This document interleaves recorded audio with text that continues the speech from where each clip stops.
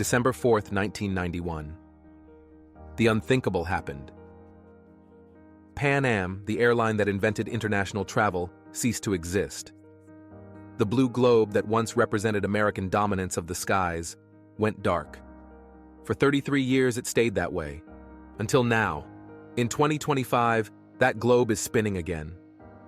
But to understand why this matters, you need to know what Pan Am really was, and why its collapse sent shockwaves through the entire aviation world. Two ambitious Army Air Corps officers spot an opportunity. A U.S. airmail contract from Key West to Havana, 90 miles across open water.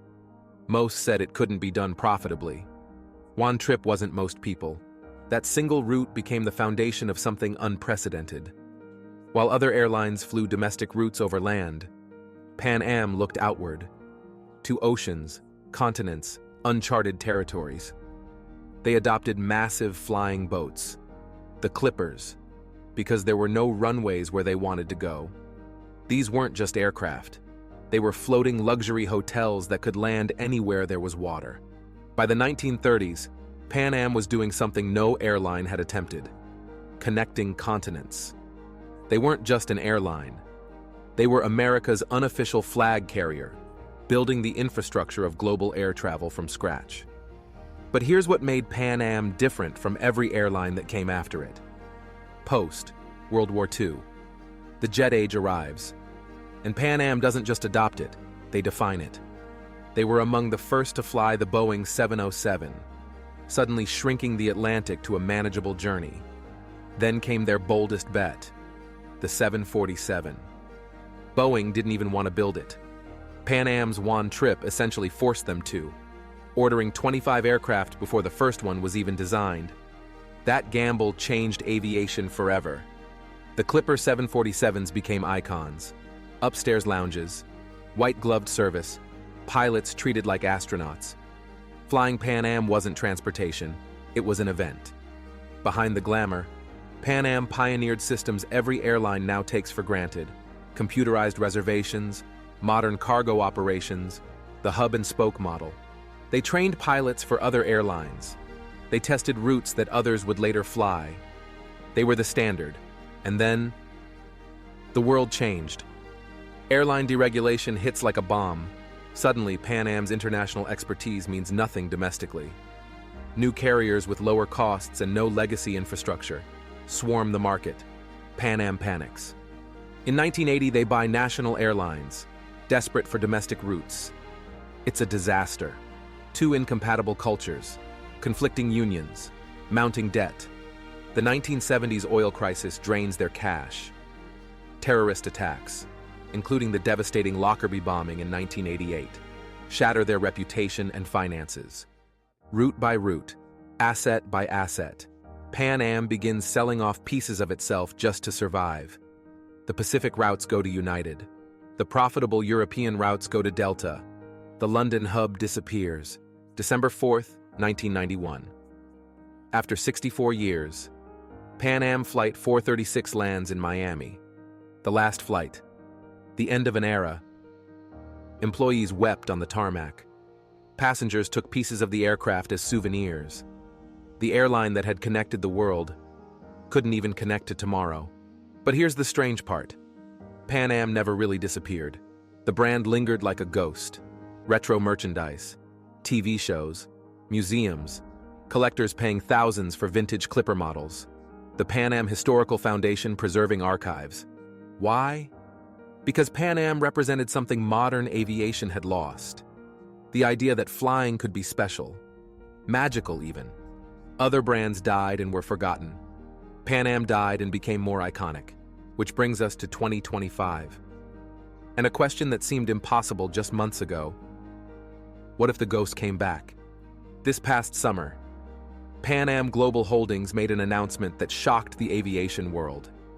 They're bringing Pan Am back as a scheduled commercial airline, not as a charter operation, not as a brand license, as a real airline.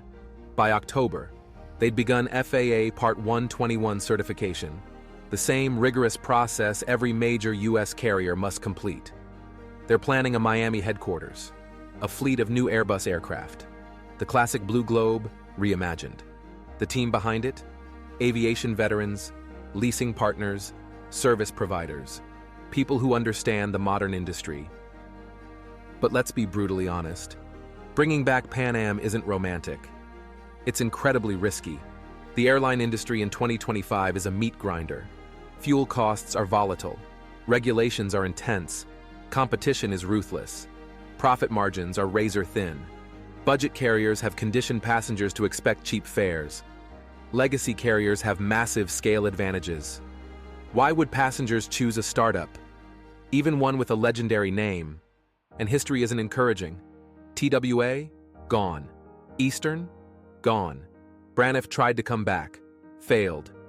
Even recent startups with modern strategies struggle to survive their first 5 years. Can nostalgia pay the bills? Can a name from the past compete with algorithms, apps, and ruthless efficiency? Here's what has to go right. Fleet selection. One wrong aircraft choice could cripple them financially. Airbus narrow bodies for regional routes, wide bodies for long haul. The wrong bet means bankruptcy. Route planning. Miami makes symbolic sense. It's where Pan Am started and ended. But which routes make economic sense in 2025? Service model. They can't just recreate 1960s glamour. Modern passengers want Wi-Fi, sustainability, digital booking, competitive prices. How do you honor the past while serving the present? Certification alone could take a year or more. One safety incident, one operational failure, and the dream dies instantly. But if they pull this off, travel has become soulless. Cramped seats, nickel and diming, flying treated like taking a bus. What if there's a market for something different? Not luxury necessarily, but experience.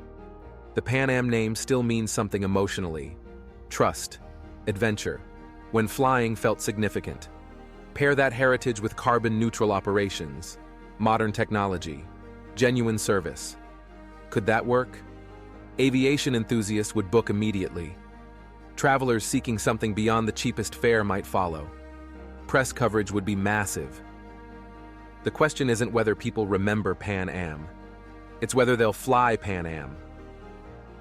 Right now, there's no launch date, no confirmed routes, no aircraft deliveries, just a certification process and a dream. But that's how Pan Am started in 1927 too. A single airmail route and impossible ambition. The aviation world is watching, skeptical but curious. Can you revive a legend? Can you make the past fly again? Most comebacks fail.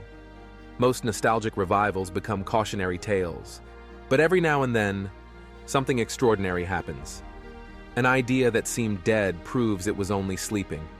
For 33 years, the blue globe sat in museums and memories. Now it's spinning again, waiting to see if it can catch the wind. Because in aviation, legends don't die.